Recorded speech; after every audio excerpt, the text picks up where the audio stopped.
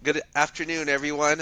Welcome to this insightful session of the Marketing Innovation Conference. I'm your host, Stephen Tijamulia, Chief Editor of the Growth Publisher, and I'm thrilled to be here with Jacob Sacco, a pioneer in the realm of email marketing and expert. He is offering to do a deep dive into strategies to get best results with email marketing and very excited. I've been really looking forward to this session. Hopefully, for those listening and for those who will be listening, please, feel free to ask questions during the session. After the session, reach out to Jacob. He's very welcoming and is always willing to answer questions. And Jacob, thank you for making the time to be with us today. Yeah, 100%. Thank you so much for having me, Stephen. Thanks everybody who's watching and attending. I'm really looking forward to diving into this one. Very good. And what we've done is it's going to be a Q&A session. We've broken it into several components. And the thought process here, and Jake has been really kind to do this, is to give you an overview of how to build up your whole strategy. So he'll give you some great insights into that, and we look forward to that. We're going to start out with talking a little bit about your setting up your offers, identifying those offers, and creating journeys for them. So we'll jump right in. Um, to get started, Jacob, could you explain the concept of, back end offer mapping? How do you decide on those? How do you map them? And why is that so important to do before you start your email marketing campaign? Yeah, 100%. So 99% of the time when folks are hitting an email list and how they're getting on there, is they're either opting into a list for some sort of free offer or they're making a purchase, and this is how you've got their information, right?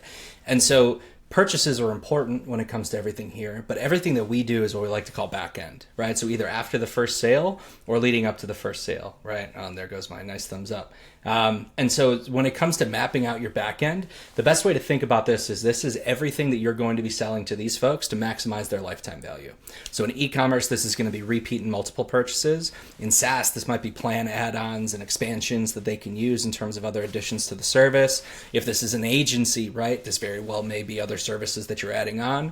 Or if you're more so in coaching, consulting, info products, it's going to be other products that skew up along the way as they continue to go along their journey, right? And I'll give a longer answer on this one, just because it's important to get a good understanding of knowing exactly where they're going and what the goal is for your maximum lifetime value, perfect ideal customer is going to be huge to understand on the front end. Because then what we get the chance to do is understand, okay, I just need to reverse engineer this journey to understand, hey, from whatever their entry point is, where do I want to connect them next? There may be 2, 3 products along the way. There may be events, webinars, other conversion events along the way that help them get to those next stages inside of their purchase journey, their customer journey.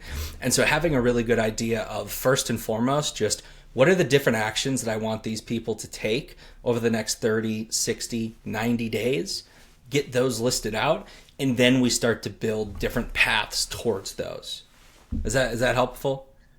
Yeah, so for those listening that are getting started with this, if you have to break it down into like a few steps of how do I do that, right? How Yeah. do I, because you mentioned customer journeys, 30, 60, 90 days, offers, and then, you start out with a whiteboard and start drawing out. What is the usual process you take to get this done right? Yeah, definitely. So, like, the way that we like to do it is we go, first and foremost, we update, like, what's the core signature offer, package, product suite, subscription, whatever it looks like.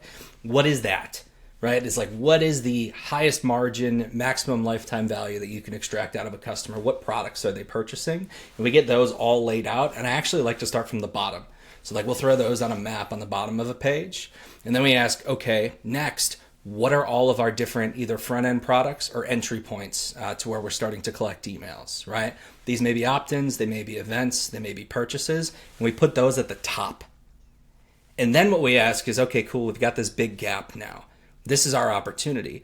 What other things do we sell? Do we offer? Do we have to be able to supply to our audience that sit in between? So again, these may be events, they may be purchases. It looks different for every business, but finding out what sits in between those two top and bottom situations gives you an opportunity to then be able to map out, okay, cool, what other actions do they need to take? And so, like, a really good way is we'll get inventory, and I'll explain that in a second. And so, what that looks like is we take an inventory that says, hey, our best customers, these are all of the things that they've bought, or these are all of the things that they interact with. And at first, it might be a coincidence, right? Or you don't have an intentional plan to be able to direct them back and forth towards those.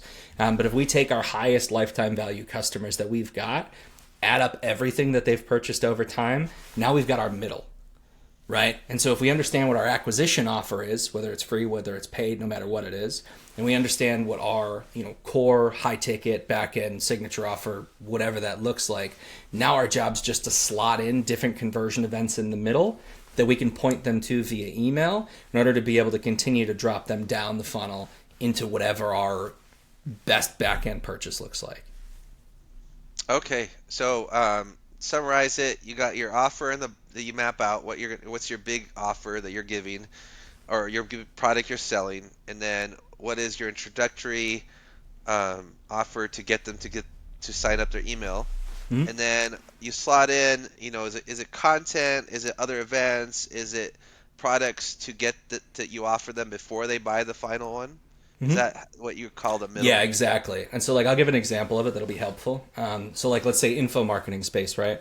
Where we've got, let's call it a $20,000 consulting offer that might sit on the back end. And the way that we're growing our list is with book sales. And so we've got this book purchase that sits up here, right? We've got this $20,000 package that sits down here at the bottom. And let's say we also have 5, 6, 7 different specific trainings, maybe a webinar, something else like that that sits in between that these folks can also do. And so once we've got our top and our bottom, we say, okay, cool, they buy this book. What's the next thing that they're likely going to need? And it's usually at a failure point, right? So let's say if I were buying a book about email marketing, we'll make this nice and easy, and it came with a package of templates. Right. And so they purchase this, they read the book, they get a good understanding of what the strategy is for them to go ahead and manage their monthly promotion calendar. They've got this set of templates. What's the next thing that they're going to run into in terms of a failure point? Right. And 90% of the time, it's actually going to be either, like for me, segmentation, or actually putting together the automations that come out off of it on the back end. Perfect. This is a great spot to be able to slot in either another course, a call, an event that focuses on those next set of problems. Right. Now, once they've solved that, they've got an opportunity to be able to start getting results. This is great. That's fine. That's fun. What's the next failure point that they're likely going to hit, right? Well, they're likely going to run out of content after that. And so when they start to run out of content, we say, perfect, what's a great thing to be able to slot into here? Maybe it's a full-on email promotion calendar with a challenge to be able to pick out 6 to 7 different emails that you could send every week, every 2 weeks, whatever it looks like, based on your specific audience. And then we give that as an opportunity to purchase or consume. The goal is less so purchases in most situations and just consumption of your product, whether that be ideas, strategies, or physical products. And then once they've gotten to that point, I say, okay, cool, what's the next problem? Well, they're likely tired of doing it themselves. They've seen how much work it is to do it, or they run into technical issues. Perfect, this is a great spot to slot in us working with you to help go and take over that. Right. And so when you've got a good idea of what the start and what the finish is, it's a heck of a lot easier to just go reverse engineer what are the different problems that sit in between those two offers. And then how can we inject products, again, events, content that fit to those specific problems that we can use to kind of accelerate them downward quicker. That mapping is probably, I mean, how often do you feel that clients, they do that well? None.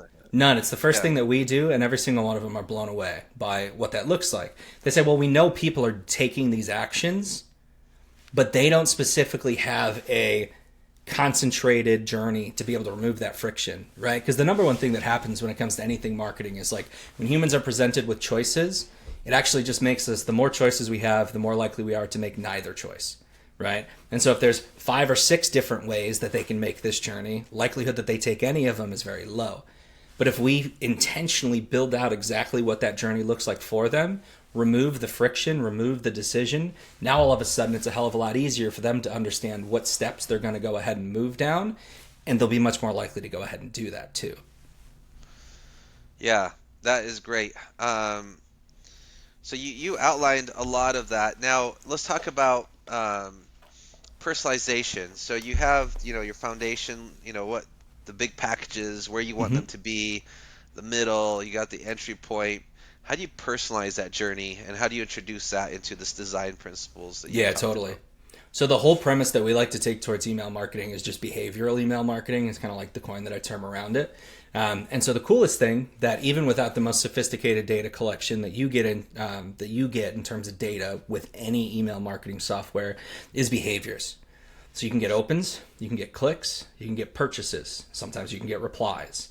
And every single one of those is an opportunity to start to look for a conversion window. And so, what do we mean by that? And what happens when we start to look at all of those as we go and move over time is that there are going to be two specific things that we can do to, and we'll talk about this in a second, but like accelerate that process, right?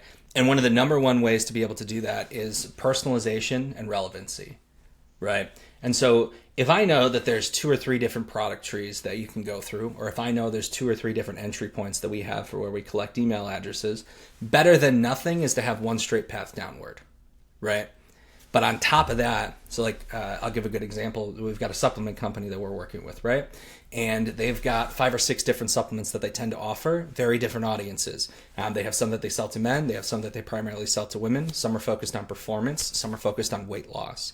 They all come in through a quiz that sits on the top end that gives you all of these different data points. And then what happens after they take that quiz is we start to slot them into different email campaigns based on what their answers are. So what products that they're interested in, and then information about whatever their demographic or psychographic looks like based on what we've got that goes inside of there. So the person who says that they're interested in weight loss and they're a 45-plus-year-old male has a very different priority than somebody who comes in looking for energy boosting supplements as a 25-year-old. Right? Our person on the right hand, our 25-year-old, is an optimizer. They're a health hacker, something along those lines. Our 45-year-old who wants to lose weight likely just wants to spend more time and see their daughter's wedding. And so they take a very different messaging approach because they have different priorities, right? And so like gathering those starts to build out, and we'll talk more about this later too, your segmentation strategy. So if you look at my number one goal is to create as relevant and personalized of a frictionless customer journey as humanly possible. And the easiest way to do that is through segments. And so you take the behaviors that these people engage in, what products they buy, what downloads they make, what events that they attend. And every single one of those is an opportunity to be able to personalize that journey.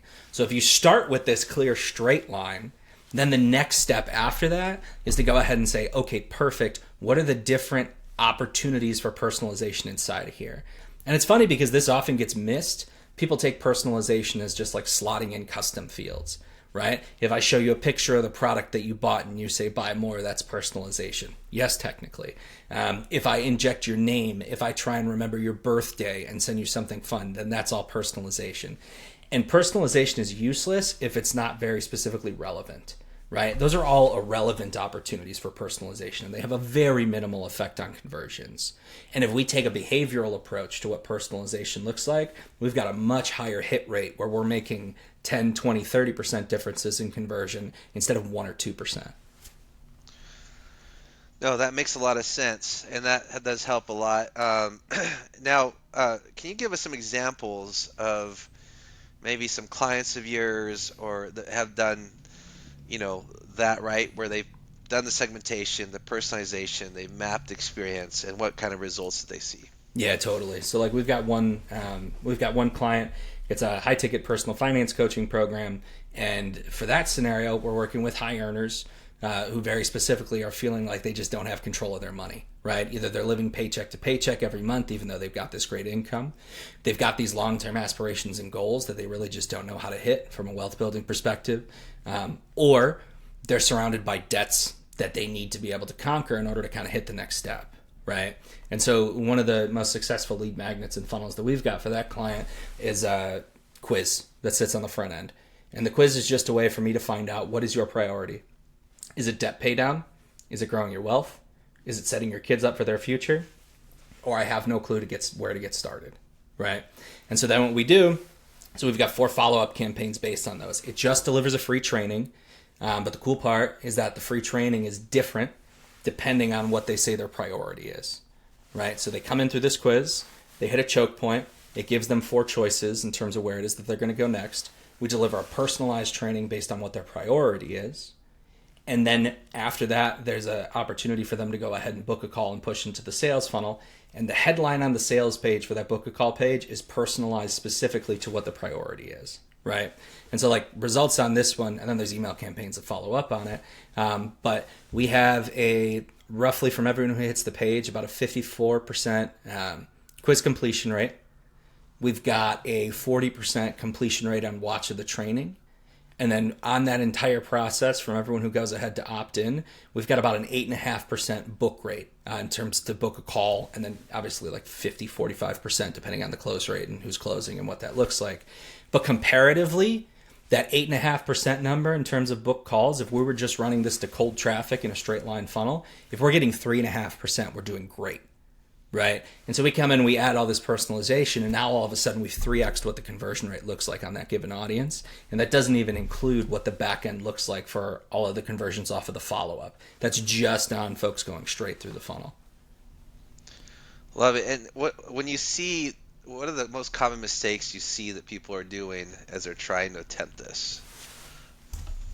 You get too complicated too quickly. Yeah. 100%.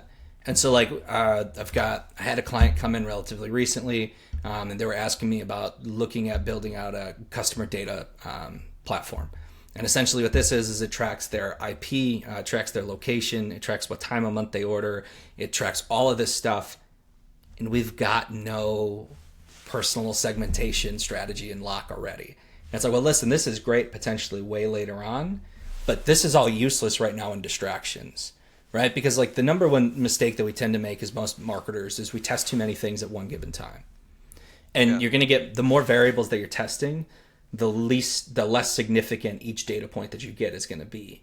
So if we can look at 1 to 2 variables on the front end at first and test those and find out which one works, now we've got an opportunity to move on and get more granular. Right. And so like the great way to look at these personalization strategies, these customer journeys, is to say, okay, what's a straight line look like? Let's build that out first. Okay. And then we look at, hey, listen, where's a choke point inside of this straight path, right? Where are they falling off? And so let's say there's a great opt-in conversion on the front end. Perfect. There's a great consumption rate on the email, the welcome email flow that comes in. And call it 10% of people go ahead and make a purchase post-welcome sequence. Awesome. Let's say we offer them an upsell immediately after that, and we've got a 5% take rate on what the upsell looks like. Okay, what's our biggest opportunity for increasing conversions here? Well, we're already at a 10% take rate on the product purchase. Even if we get 50% higher on that, it's not going to have a huge hit. If we get a higher percentage of people to take the upsell, now all of a sudden every purchase is worth 20, 30, 40, 50% more. And we've got a much bigger impact on what the output of that funnel looks like, right? And so we would say, hey, let's see what we can do in terms of maybe it's personalization, maybe it's conversion rate optimization on the pages or in the email campaigns to be able to get a higher take rate on the upsell. And when we can start to do that, now we've got opportunity to have some really big impact on every dollar that's going towards pushing people into this funnel, because now it's more effective, right? And so one way to look at that is like, well, we're offering them a bestseller as the upsell. That's great. What if we ask them what product they'd be most interested to see next, and then we serve them that? And now all of a sudden we've got this opportunity to have a 20% upsell take rate, a 30% upsell take rate. Perfect. What happens is now we're doing it backwards and in reverse, right? Instead of trying to map out what we think the best customer journey would look like, we go with only what we know first, and we let the customers tell us on the back end. Because everything, marketing is all assumptions. And the more assumptions that you make inside of any customer journey, the more opportunity there is for failure throughout it. Yeah. No, this is great. Great words of advice. And I think jumping in, we're talking about the next section of our discussions about offer linking, right? Which is, I think those listening can see how this can get really tricky fast. You threw out a whole bunch of metrics. How are you thinking ROI? How are you thinking about percentages? Sure. Where to go? How to optimize? So I think linking is probably the next step to go into here. So how would you explain the concept of offer linking, and then why is it so important to email marketing? Yeah, 100%. So most folks we work with, they sell more than one product, right? Key first and foremost. And quite honestly, if you don't sell more than one product, it's a missed opportunity. Because any customer, the number one thing that makes their job easier is that they have less places that they have to go and buy things, especially if there's parallel opportunities, right? And so the idea behind linking your different offers is to either create or take existing offers that run parallel to whatever the other problems and needs that you have that you're solving with whatever offers are existing. That's a really complicated way to explain it, so I'll break it down a little bit. And examples are usually the best way to do this, right? So like, let's take the email marketing route and we'll use me. If I help somebody come in and write a welcome sequence, let's say, right? Well, that's great. I've solved a problem, but I've also created a problem in that process. And so I solved the problem of we don't have a welcome sequence. We've got all these people funneling into the email list, and that's great. But there's not really much that happens afterwards, and it's kind of disjointed. Perfect. We come in, we install this thing. We get some great lifts in terms of what sales look like inside of the first 7 to 10 days. I'm setting off more emojis than I even know exist, which is fun. But then we say, well, cool. What's the next problem that they need solved that I've created with this specific offer? Right. And what that is for me is like, well, now they need somewhere to go after that welcome sequence. Right. And so it's like, what's the next 30 days for those folks look like? So let's say we come in and we say, hey, perfect. The welcome sequence is doing great. There's all these other areas that we can push folks towards. What's the next thing that we want them to see? What's the most important for them to consume? And we come in and build out something that delivers that. Well, now we've linked 2 offers, right? We've linked a welcome sequence and we've linked a 30-day autoresponder. Great. There's a 30-day autoresponder. That solves a problem. What problem did it create? Well, people are going to take all these behaviors inside of that 30-day autoresponder, clicking through to content, signing up for an event, clicking to check out new products. Now there's a problem. There's not something that exists for all of those new behaviors that these people are taking. Perfect. We link it together with another offer, which is, hey, listen, let's go and build out some automated sales campaigns that sit all behind this so that anytime someone clicks through, shows interest in a product, a service, an event, whatever it looks like, we're specifically sending them a personalized and relevant follow-up campaign based on what they've clicked and showed interest on. Wonderful. We just linked that out to some automated sales campaigns. And continue down the board. I can keep going, but the best way to think about it is what problems does whatever your best-selling or current existing offer solve? And then secondary, what problems does it create that you can help your customers solve? And that'll start to tell you either what offer to slot in there or, quite frankly, what other things to create that you can offer. So like, for example, for us, this led to a really great opportunity to where we learned, hey, listen, I can help people make a bunch of money off of the back end with the email list they already have that's already growing.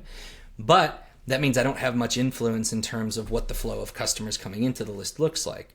So something that we started to offer is we come in and we build out a self-liquidating cold traffic funnel for a lot of our customers. And we start to help them run ads towards that. So now I've got more control over what it is that I can help do. It's something that's parallel, right? But it's an opportunity to be able to link that so that every experience that any of my customers have can be more complete and more valuable to them, quite frankly. No, that is great. And if you could share with us to solidify this offer linking, another case study. You mentioned one, but is there another case study you could share of how you helped a client do the link offers, come up with offers, and then what kind 100%. of benefit do they get from it? Yeah, definitely. I've got a guy who's in the investing niche, right? And he offers a couple things. He's got a paid premium newsletter. They've got a coaching program that sits on the back end for it. They've also got another company that they own that's very specifically tied to a different niche in trading, right? And then they also have a community that sits with that separate company that's paid. And so one thing that we did when we come in with him, and primarily was just selling the coaching, selling the premium newsletter, all separate, all 4 of them separate. And we say, well, hey, listen, this makes a lot of sense. And it's great that people come in, they buy your book, then they get an opportunity to subscribe to the premium newsletter because it's going to be an extension of everything that they've learned in the book and it's going to be really valuable to them. Well, that's perfect. And then if they want to continue to follow that path, then the next best way is for you to be able to help them put that stuff into action, cue in the coaching program. But then there's this entirely parallel side of interest for this different niche in the trading community that you've got another company centered around. What's a way that we can take your best customers, the people who trust you, they've engaged with you, they've bought from you, and they've shown that they want to see more of what you have, and take that and connect it to this other company over here? And so what we started doing is we started offering paid events, very specifically focused on that separate niche in the trading community, right? And so we take these list of customers that have gone through any of the other programs here. We offer them a ticket to call it, it's a $247 event. We usually get anywhere from 35 to 65 folks go ahead and take us up on it. But the really cool opportunity is that 50% of those folks who go ahead and join that event end up subscribing to the other paid community that he has that offers over here. And so now we've taken this initial $7 book purchase over here, connected it to a $36 a month premium subscription for a newsletter that has an opportunity to route all the way down to a $2,500 coaching program. But we take all of those folks who've spent that, we give them an opportunity to take another conversion signal with this $247 event that's parallel to other things they're interested in, and we connected that to a $100 a month recurring offer. And so what starts to happen there then is we take the average, we'll call it like a 90-day customer value, right? Of someone who comes in, it's just what they spend inside of that window. Goes from, it was normally about $100 that they spend within the first 90 days, which isn't terrible, especially for information products where the margins are pretty high. And we push that up to $365, right? Because now we've got this first set of month subscriptions in these multiple products, and then also what their paid purchase looks like on tickets for that. So it's just one example. But what it does is it just gives higher frequency to the people who likely want to hear from you most, which is your customers. Because what we typically do, right, and like I'll cut it off after this one because I'm starting to rant on this whole angle, but what we typically do is someone buys and then we celebrate and we go, perfect, you're a customer now. And it stops. I can't tell you how many email lists I'm on, how many products I purchase, where I hear almost nothing after I purchase a product, and it's a huge missed opportunity because the next thing that person wants to do, they want to buy more from you. They're more likely to buy from you again than they are to never buy again if you have any kind of a repeat purchase product. Yeah, and that this is great. You're laying the foundation for what people need to do that aren't doing. Now, as they're trying to attempt this offer linking, what are some of the challenges you see, right? So you've seen the challenge of customer when they're starting off and they're building their back-end offer and customer journey, they overcomplicate it. Mm-hmm. Now, when you're getting to linking offers, one of the first challenges is probably they haven't done it. But yeah, what is another challenge that you see? Totally. They don't know what to link together. Right. And so like this is super important. And it's one of the reasons why knowing what your back end goal is so important. So like let's say your back end is a subscription service to a bundle on supplements that's $300 a month. And they typically come in and make a $30 purchase. Well, great. There's a lot of gap in between here. So we say, what specifically do they need to get in order to be able to get to this bottom end bundle over here that makes us the largest portion of our profit margins? And one way to think about it is to just offer them the entire bundle after they make that first purchase, right? This would make sense. So we can scrape the 7% of people who are likely to just go ahead and do it anyways, just by law of conversions that sit on there. However, another opportunity to do it, because psychologically people don't do a great job. I won't get into it here, but there's psychology and pricing elasticity between what your like optimal gap is between a product, and it's usually around 10x. And so if your back-end offer costs more than 10x, what your average first purchase is, you usually need multiple purchases to help them get there in order to maintain like a really good conversion rate, right? And so then if that gap is too large, well, what else can we do? Well, the next best thing that we can do is over 30 days, try and get them to buy at least 2 of the products that sit in this subscription bundle here, right? And very specifically, if we can get them to do it more than once, what's happened is now they've engaged in the same behavior that's represented by this bundle subscription. They've bought multiple versions of the products that sit inside this bundle subscription, and they've bought from us more than once. And so now what we've done is created a much more accelerated opportunity for them to go ahead and hit this $300 a month bundle subscription down here.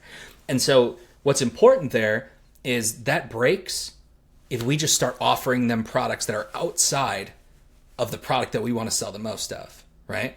Yeah. And so like, let's say there's a green supplement, protein powder, and creatine inside of this bundle, and it costs $300 a month. It's a bad example because it shouldn't cost that much, but besides the point.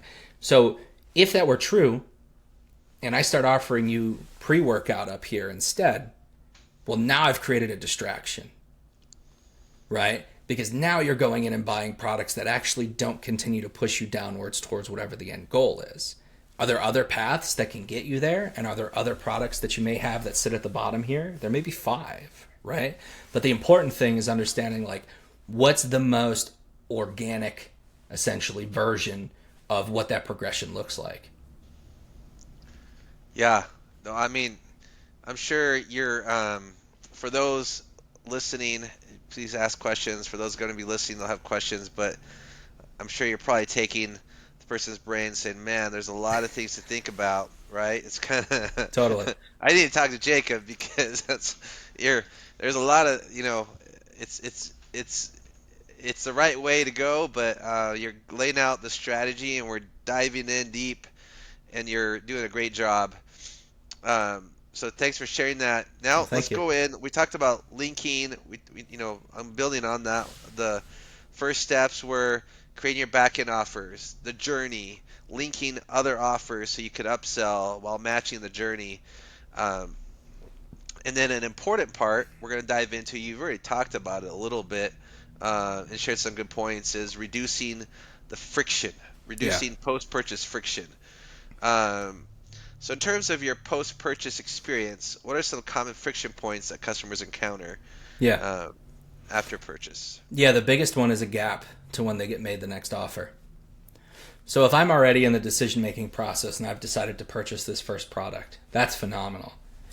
And if I don't get an opportunity to purchase something else or to purchase more of that same product for 10 days, well, now I have to go through the entire decision making process again. Right. And Yeah, so one of the biggest mistakes that folks make right off of the bat is leaving way too much time in between that post purchase to the second one. And so immediately, there can always be an immediate post purchase upsell. If you're doing software, right, it might be you purchase the software and then now it's an implementation call to where we go ahead and take this over for you or do migration, right? If you're selling supplements, it's, two packages of it instead of one at a slight discount in terms of what that looks like. If you're selling coaching services, right, it may be an ancillary product or a coaching call that gets bolted onto an information call or a webinar. If you're doing a paid event, it's a ticket that comes to the event and then sell the replays in the VIP Q&A session. Always there's huge opportunity to be able to grow the average order value pretty significantly by just being able to offer that right away on the front end. And then the second mistake that most people make is they go too long in between that first upsell and when the next one comes in, right? And so yeah, obviously this depends entirely on the brand, on the product, anything else like that. Some of the highest grossing brands that I've ever gone through and purchased from, I'll see 2 to 3, sometimes even 4 upsells immediately after my first purchase. Hotels and airlines do a phenomenal job of this. Now, like when you look at Hopper or you go to rent a car, they'll say you insurance on the car. You can buy the gas so you don't have to go ahead and refill it afterwards. And they might even sell you an uptick on mileage so that you don't get hit with another fee. All of that stuff's intentional just so that they can increase the average order value. Because like if you look at a $99 purchase, if you're doing a great job as a company, your average order value's got to be more than $99. Right? Because this gives us huge opportunity to be able to take anything that you're spending to acquire those customers and just liquidate it so much faster because they're already in buying mode, right? You've already gotten them to take the hardest decision, which is to decide to purchase. Now is the opportunity to be able to just widen whatever that value looks like on the front end. And so yeah. recap on that in terms of 2 mistakes is waiting too long to get them to post-purchase and upsell the first time, and then thinking that you can't get them to do it again right away. And then if you had to say, how do how can businesses effectively use email to get to eliminate those problems, right? Yeah, How do you think through it? What 100%. what's yeah, what is your best So we practice there? yeah, we take everybody who doesn't take the upsell and makes the first purchase, and we offer them the upsell again with some sort of an incentive to go ahead and do it, right? Same deal if they don't take the second upsell. Perfect. Guess what? Offer it to them again. One of the most effective funnels that we use for most of our clients in the info space is that we've got a book that sits on the front end that they purchase. After the book, there's something that we call a one-time offer that gets proposed at a price that's, I don't know, call it 10x, whatever the first one is. And then if they say no to that second product, the next page they hit offers them that same product at a discount. And if they take it, then they go into a second upsell. And if they don't take that second upsell on the upsell page, then they go back into another page that offers them the second upsell at a discount. And what starts to happen is you just make it easier and easier and easier for them to buy products that give them a more complete solution for whatever problem that they're trying to solve. Yeah, and I as people are listening to this, and I'm just thinking about it. Wow, there's so much to do on this part. How do you get started? I mean, I imagine the first way to get started is you have an offer, and then you have a product, and then you layer everything little by little. Yeah, But it could get overwhelming really fast. So any totally. suggestions you have for as Yeah. people are listening, because we still have a couple more sections, and they're like, I don't do the second or the third. Hmm. I don't do the linking really well. I don't do post purchase. Yeah. I just have my website with a product. What are how do you start alleviating their concerns or challenges that they may Totally. have? Yeah, we go with what I like to call so it's a minimum viable email ecosystem is what we call it. And I got to find a better word for that because it's just a mouthful and a half. Um, but what it is we figure out, okay, cool. What's your first purchase of their opt-in? And then what's the next thing that we want them to buy? Those are the only two things that we start with. Right? Done. If we've got those two things, then there's three things that we need to be able to connect those two together. We need a welcome sequence that takes them after their purchase or after their opt-in, that gets them to consume content, gets them to engage with the stuff that we do, and gets them to see the next offer. Doesn't matter if they buy it. Important that they see it. Because what we're trying to do is condition the idea of, hey, listen, there's things for sale here, and start to desensitize it, because then it's much less anticipatory, like anxiety for them on, okay, shoot, when am I going to see the next sales message? And so the welcome sequence should point directly towards whatever the next thing that you want them to buy is. So we've got our main product or our main opt-in, and then we've got something that sits on the back end here that you want them to buy as well. Welcome sequence should point to that thing, right? The next thing that you need on top of that is an automated sales sequence for everyone who clicks to see that offer and doesn't buy it, right? 3 to 5 emails that follow up inside of a short window, call it 7 to 14 days, that break down the objections that they would have to making that purchase that sits down here, right? If you have those three things, all of a sudden we're going to take our take rate on any of those two offers up by a large margin. If those are the only things that you add in is to make a change in your welcome sequence to point them towards whatever the next offer or product is, and then to set up one automated sales campaign that goes out to everyone who clicks that link inside of the welcome sequence and doesn't buy, and starts to point them back towards that sales page again and again and again, you just make all of the traffic that you're taking in so much more efficient. And I'll ask a question because we're set up to ask it a little later, but we're running out of time. Right now, people are thinking, oh, back-end system to do all of this because it seems like it could be really manual. Mm-hmm. Which suggestions do you have, Yeah, totally. You mean like software-wise? software-wise? Because it seems Yeah, like, I mean, I don't know, setting out the sequences, yeah, setting it all up, yeah. especially when, e-commerce, I know a lot of people have different systems, but what do you Sure. suggest? Yeah, 100%. I like to go as simple as possible and whatever's user friendly. So, like email marketing systems wise, for anything that isn't e commerce, my recommendation for folks who are managing it entirely on their own is usually either ConvertKit or ActiveCampaign. And then for the e commerce side of the house, Clavio is the easiest way to integrate it just because most folks end up using Shopify. SendLane's also fun, but they're just up and coming. I know the guy who runs it and they kill it, but it's beyond the point. A lot of folks in the service and consulting industry are using things like Go High Level or like other more integrated solutions. You could do all of this inside of there very easily.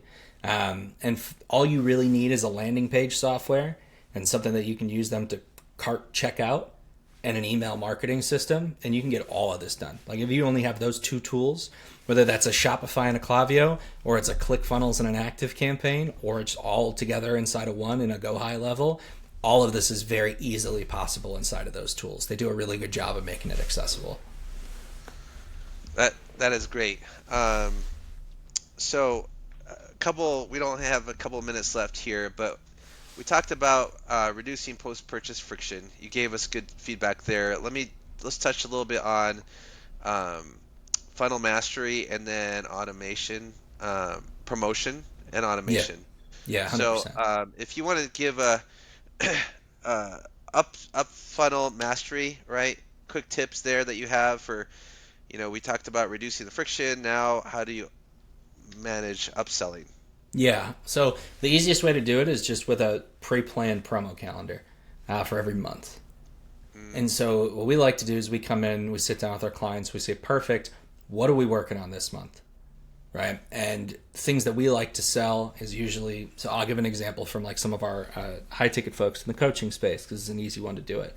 For them, we do one event, we sell one digital product, and we do one big kind of like high ticket retargeting offer promo for whatever their book a call sequence looks like. And so then off of those three things, all of a sudden now we've got an entire month's worth of calendar window. Really cool part is the digital product folks, they get upselled through the event and through the promo that happens on the back end for everything that sits there. Our event folks, they get sold the digital product as an add-on, and then they go back into the upsell funnel for everything that exists for the high ticket coaching program. And then our coaching promo folks are just the coaching promo folks, and that's just a way to directly sell the highest margin offer that we have. But having that promo calendar out that says, okay, this week our goal is to sell this week our goal is to sell this week our goal is to promote this. It gives you a really easy opportunity for people to start funneling into that automated sales campaign that we talked about, right? And so we just want more and more opportunities for people to click through and show interest on the offers that we have. So that automated selling system just takes care of this huge pipeline that we're building of just interest and demand. yeah, that's great. And then love it. Promotional acceleration. How do you? That's another topic. That's the next one here. Any advice there on what is it, how to do it, how to Yeah. specialize on it? Yeah, I can do this one in like 2 minutes and keep us good on time here. So, in terms of acceleration, right, I'll give a quick definition for what this means. And what you'll normally look at is if you're coming in, you say, okay, cool, what's our current time that it takes for someone to hit X amount of dollars in what they've purchased from us, right? The goal of acceleration is getting them to hit that point faster. And so the way that we do that is really two or three things. First and foremost is like we want more consumption of the content that we send them. And so you can either do that by increasing frequency, which you can almost always do. I'll tell you what, I haven't started working with anyone right off of the bat where I say, oh no, we need to be sending less. It hasn't been the case yet. I don't anticipate running into that problem, but it's a really easy trigger to be able to pull to get folks to accelerate quicker and quicker in terms of what it is that they're buying and how. And then the second, outside of just, increasing the frequency of content that we send, is to create more conversion events. And so what we call as a conversion event, this could be a webinar. This could be an advertorial if you're selling something in e-commerce. If you're in SaaS, this could be a use case or a case study opportunity, right? And serving more of these things that they can use to see themselves using the product, getting the benefits of it, everything else like that, are another amazing way to be able to map out or to increase that acceleration process, right? And so the whole premise is just like, hey, everyone's taking 60 days they need to see in order to be best equipped to buy. Let's give it to them right away inside of the first 30 days so that now we can see what's an accurate representation of this is our time to X purchase value. And then to end, we have 1 minute left here. There's so much to cover. We tried to do a good job giving you overall cover, but any parting thoughts you want to give the audience, and please let them know how they could get a hold of you to Yeah. ask these questions. But we truly have an expert in email marketing who's given them time to be able to talk to us today. Very appreciative of that. But Jacob, parting thoughts you have? Yeah, 100%. Number one is email more often. Folks on your email list, they're the highest quality in your audience. They are intent and opted in to receive communication from you. And I can't tell you how much of a damn shame it is how little they tend to hear from most folks. If you're not emailing at least 2 to 5 times a week, you're missing half of your audience just by the law of the way that open rates work. And that's at a 50% open rate, right? And so if there's anything that makes the biggest impact, even without setting up any of these automations or doing anything that you feel is complicated, simply emailing more often is going to have a massive effect in terms of what your back end revenue looks like generated from that list. And yeah, this has been so much fun. I appreciate you for having me on. For everybody listening, thanks you so much for watching. If you want some help, you want some feedback or anything else like that on what your current strategy looks like, anytime we work with folks, we come in and we build them out a 90-day plan at absolutely no cost, whether or not they work with us, just as a way to be able to give back and share. If you want to check out what we do, there's all kinds of fun stuff, free stuff. That's over at emailempire.org. And if you reach out there, form to click to opt in and get some free resources. Or you can always find me on LinkedIn, just at Jacob Suko. It's about the second easiest way to get a hold of me. But this has been awesome, man. Thank you so much for having me. Oh, you're welcome. And you don't have a book that they could buy yet, do you? I mean, Not 'cause yet. it's I'm just working on it. Get back to me oh, in good. about 60 days, and we would. I wish it would have been done by now, before then. But yeah, that's the next step. Is I got to take everything that's worked so well for all our clients and actually start applying it for us too. Yeah, sounds great. Well, thanks everyone for listening. Jacob, thank you one more time. This is amazing. I think everybody's going to refer to this many times, and you gave so much depth to what they need to do. So appreciate it. Awesome. Thank you, Stephen. Thanks, everybody. Thank you.